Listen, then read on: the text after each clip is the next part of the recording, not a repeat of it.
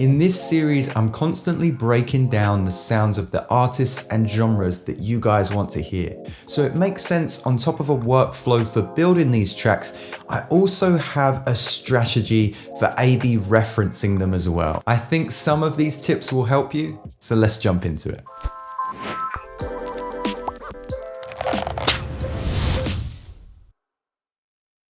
What's up guys, welcome back to another episode of Inspired By. My name's Will and I make a plethora of music under the moniker Hush Child. When comparing a track that I've written to some reference material, I break things down into 3 stages. So we're gonna do just that together in this video. Firstly, we're gonna look at visual A/B. Secondly, volumetric A/B. And then finally, A/B banding. I think you're really gonna like this episode because I've got a couple of concepts for you that I don't think I've seen in other YouTube producers' channel. If you do hear some brand new information and it was helpful today, then please do consider subscribing. Okay, stage 1. Okay, so when I want to reference my track with another professionally mastered track, somebody that I look up to or who's influenced the sound that I'm going for, the first thing I do is not even listen to it. You want to export your track and grab the song that you're going to reference. I like to loop up the main section of it and make sure that I can see them nice and clearly. There's so much that you can learn from just looking at 2 waveforms alone. It might be obvious things like how loud your kick and snare is in comparison to the reference material you're looking at, or just how loud in general the music is of the reference track in comparison to yours, giving you the information that you might need to turn up things like bass, melodies, and chords, and maybe turn down some of your percussion. Some things might be a little bit more subtle. Maybe your track doesn't bounce in the same way your reference track does, or it doesn't have that humanistic feel. In my track versus the reference track, you can see here that the snare is really quite dull and quite quiet and very, very short. Whereas this snare has a very large transient, the sound goes on for quite a while, but there's also some kind of percussive noise or what we call a flam before the main downbeat. So that might give me some insight to my track. Maybe I need to unquantize it. Maybe I need to layer some extra sounds and have them loosely play before the main downbeat. There could be more subtle differences, like a sidechain for instance. Perhaps the kick and bass of your track looks like this, but the song you're referencing has a sidechain effect that looks like this. As you play Spot the Difference with these tracks, I would make some notes as you go along. And once you've maybe made some changes, we go on to stage 2, which is volumetric A/B. So maybe right now, you comparing a track to one that you're referencing looks a little something like this.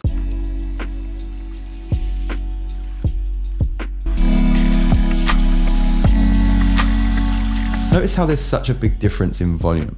If you're just soloing your track and then the reference material, there's a high chance that you probably feel like you're fighting an uphill battle. What we need to do is level the playing field a little bit. And before we do that, we need to understand peak and RMS. So if you're using Ableton, you've probably noticed that there's actually 2 meters inside your track level.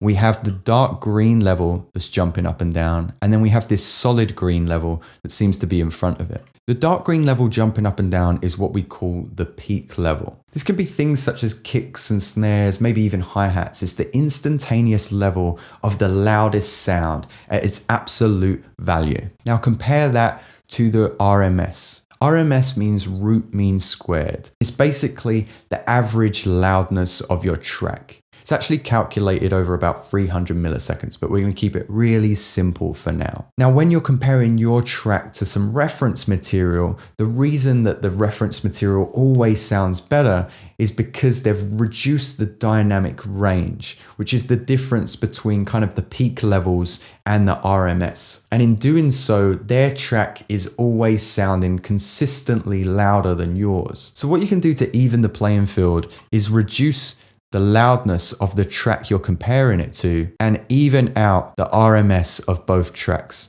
So on my track, my RMS is on average around where my mouse is. Okay, it jumps up and down a little bit, but on average around that point. So I want to match that with the point on the right over here. And I think they're bouncing around a similar volume now. So now we can more easily listen to my track and then the reference material.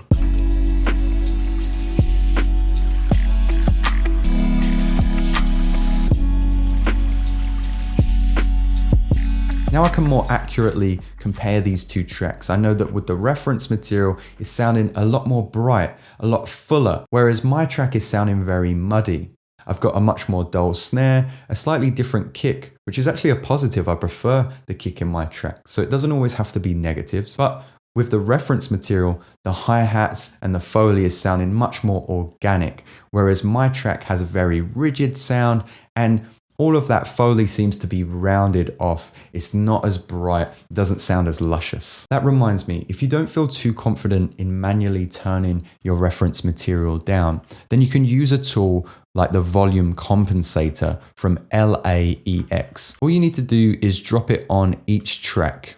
You're going to put it on your reference track and click receiver and have it on your track and make sure sender is illuminated. If we put the levels back to 0, what this does is it reads the difference between the sending signal and the receiving signal. So we can see here that we've got a difference of about 6 or 7 decibels, which if you imagine is going to be huge. Of course, you're going to feel like you're fighting an uphill battle if that track is always 6 decibels louder than yours. It means you're going to have to account for, well, the kick or snare sounds better, but it's also louder. Should I turn my kick or snare up or down or just change the sound? Do I need to EQ it? As well as being a fantastic free referencing tool, it has its main utility and is fantastic for learning what your particular effects devices are doing. Something like compression, for instance. You can put it on one track, have the sender before a compressor or saturator, and it will account and adjust the volume accordingly. So you can specifically listen to the amount of saturation or the amount of compression that's taking place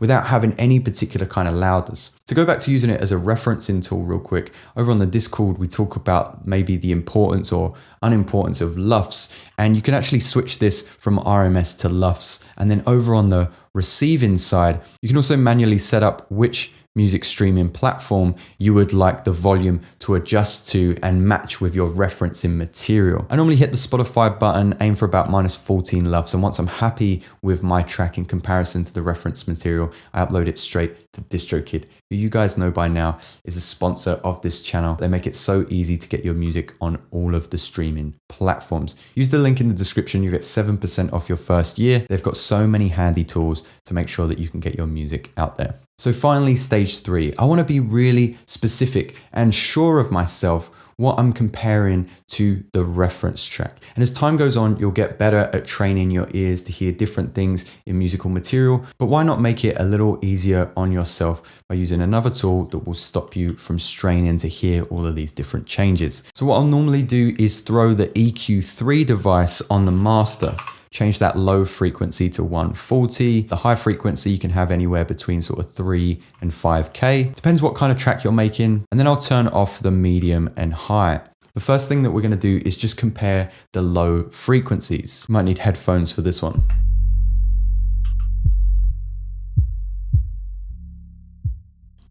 All right, so it's super apparent that in the reference material, the bass is mono and it's very, very present. But in my track, the bass is sounding a little bit wide and I'm actually losing it on some of the lower frequencies. So this is telling me that there might be a clash between the kick and the bass frequencies. So again, note that down. That can be something that I can change. I'll then move on to the mid frequencies.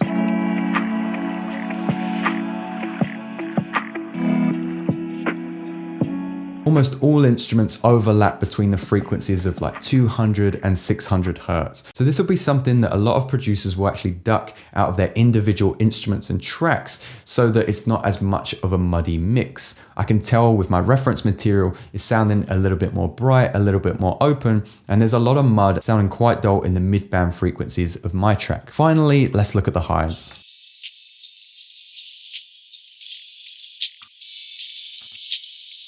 So with my track, it's super apparent that that hi-hat is way too aggressive. It's constant, it's quantized, and it's super high in the mix. So I'm gonna need to roll that off a little bit, maybe add a little bit of a dynamic, and also open up the feeling of the Foley, perhaps make it sound a little bit wider, but once again, it doesn't need to be an aggressive, constant sound in my mix. So to recap real quick, I use 3 stages to A/B reference my material versus a track I'm taking inspiration from. So in the first stage, I only use my eyes. I don't listen to the track and I just compare the waveforms. What can I see? And I make notes. Stage 2, I make sure I even out that RMS level, and then using only my ears, I go back and forth and compare things like the warmth, saturation, and feel of the overall track. Finally, I get really specific. We use the EQ3, put it on the master, and solo the individual frequency bands, taking notes as we go along to changes that we can make in our second, third, fourth, as many as it takes,